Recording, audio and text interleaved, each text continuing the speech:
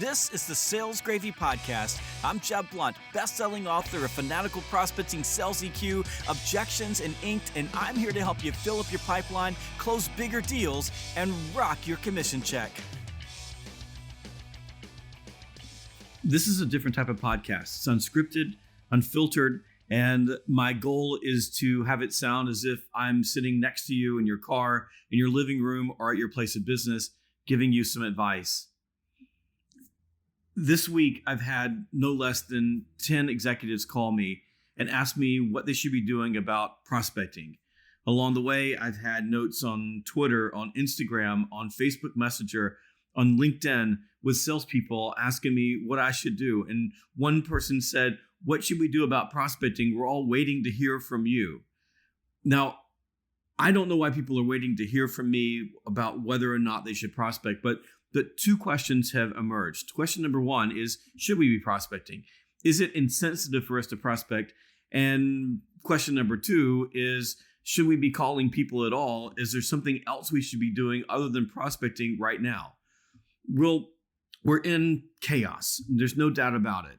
The coronavirus and the shutdown of the global economy is something that most of us, in fact, I think all of us, haven't experienced in our lifetime.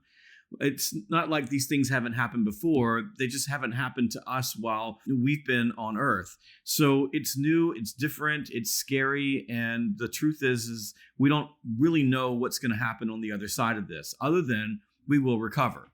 We will be back to doing business. We will be back to selling things. Commerce will continue. Will things be different? Yeah, they'll probably be different, but we're going to be back. So let's take each of the questions I'm getting about prospecting one at a time. The question about whether it's insensitive to prospect has come up several times this week. And my answer for anyone who's calling me about being insensitive is basically this. I just walk them through the math. Right now, as I'm doing this podcast, several thousand people in the United States have the coronavirus. Most of those people, it's just like the common cold. It's no different than a little bit of sniffles. And in fact, some of those people are what they call asymptomatic. They don't even know if they have it or not.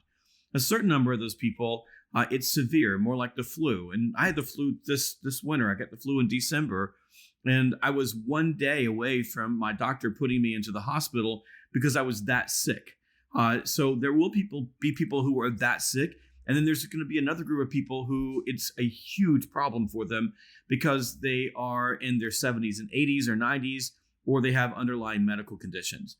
But in the whole scheme of things, there are 350 million people or so in the United States. It's a really, really small group of people who have the coronavirus. So this concern about being insensitive really is a non-starter. And when I walk executives through the numbers, they all go, yeah, you kind of have a point. Because for most people, most of us, we're sitting in our offices, or we're trying to figure out what we're going to do in our businesses, or we're dealing with a lot of the inconveniences that we're facing in life at the moment. But it's not insensitive to call us and have a conversation with us. Now, when I give people advice about being sensitive, I think it's important to understand that, yes, you should be calling and talking to people because most people aren't sick. Most of the people who are sick, for them, it's the common cold, and they're probably sitting at home and they don't have a whole lot to do. But what you don't want to do is call people up and do a hard sell. I mean, right now in the middle of all this chaos, and I know this as a business owner, I'm not particularly open to having people call me and try to sell me a lot of stuff. What I am open to is people having a conversation with me about my business, asking me how I'm doing. I'm open to having conversations about what the future might look like. Certainly, we know that we're going to be coming out of this going into the summer, and we're going to want to think about where we're going. I welcome calls from my current vendors who are having conversations with me about things that should change. And in fact, this week I was having a conversation with the company that hosts my website. They wanted to move me up to a higher tier of hosting. And on the call, I said, I absolutely cannot sign up for that right now. I don't know what's going to happen. And it would be malpractice in my business to sign up for spending more money in the middle of this chaos. One of the engineers that was on the call immediately said, you're right. And we're dealing with a lot of the same things in our business. I've got a couple of ideas that will allow us to patch this up in the short term so that we'll be ready when the time is right. That was a sensitive call. That was a person that was responding to my tone of voice, my inflection, the way I was dealing with things, and you should do the same. It makes absolute sense to keep calling your customers, to keep calling prospects, to keep having conversations, but just pay attention to how they're responding to you.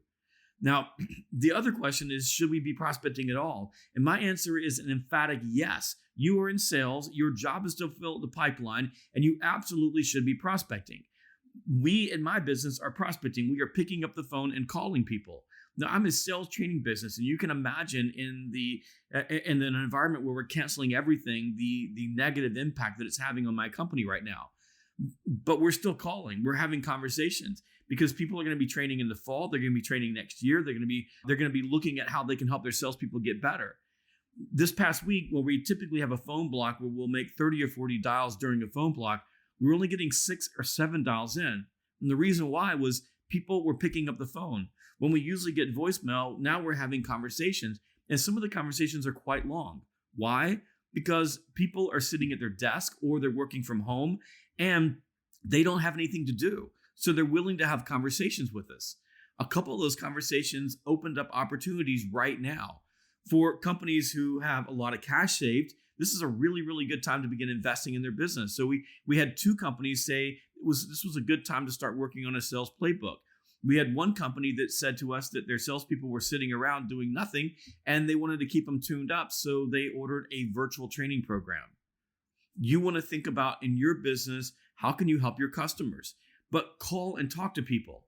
Because the one thing that I do know is that we are going to recover. I do know that you're going to need a future pipeline. And I do know that people are willing to talk to you if you call. I also know that the more people you talk to, the more you'll sell when this chaos is over. So pick up the phone and call people. Set your call block. Don't allow this to be an excuse not to call and not to have conversations. And oh, by the way, as we think about social distancing, think about the phone. Whether you're a field sales or an inside salesperson, the one thing I know to be true is you cannot pass the coronavirus over the phone. So use the phone to reach out, have conversations with the people that you sell to, and talk to them. What I really want you to focus on is this: talk to people. Because the more people you talk to, the bigger your pipeline's going to be and the more you're going to sell on the other side of this chaos.